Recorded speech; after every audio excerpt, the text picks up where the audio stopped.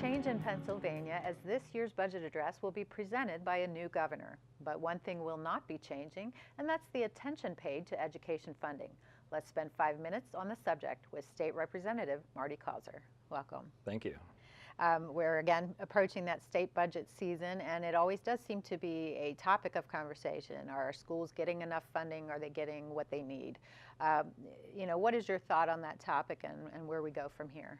Funding for education is a core function of state government, and what I mean by that is it's something that's a top priority for us, and it's certainly always been a top priority for me, ensuring that there's proper funding for our rural schools. And I come from one of the most rural parts of the state, so I'm always looking at that and always advocating for funding for public schools. So each year, that's something that I'll be looking at and advocating for, and I'm interested in what the governor is going to propose in this year's budget proposal.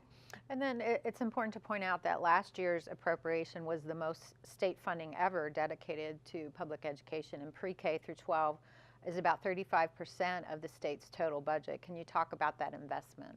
Well, it's a significant investment in our rural schools and schools across the Commonwealth, and certainly we want to continue to make those investments. Rural schools struggle in a number of ways. Many of our schools have struggled with declining enrollment, limited tax bases, things of that nature that we continue to have issues with.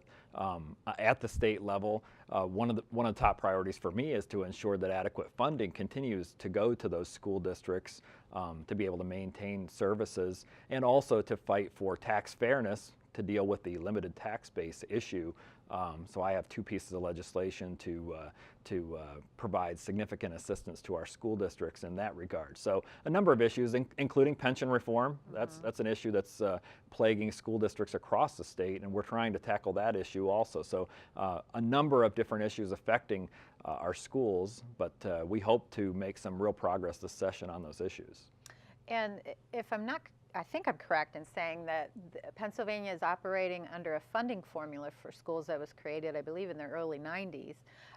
Last year, the General Assembly enacted legislation to create a basic education funding commission to study that formula and see if changes need to come to that formula. What do you think will come of that commission and their work? One of the most hotly debated things in the state capitol is what should the funding formula look like, and as you stated, there's a commission put together by a number of different individuals, including the administration in both the House and Senate, to develop a new formula. And everybody says they want a fair formula. Well, I want a fair formula too, but what's fair to one person is not fair to another, and I'm certainly looking out for the rural schools in that formula. And so the commission is meeting across the state, holding hearings, gathering information.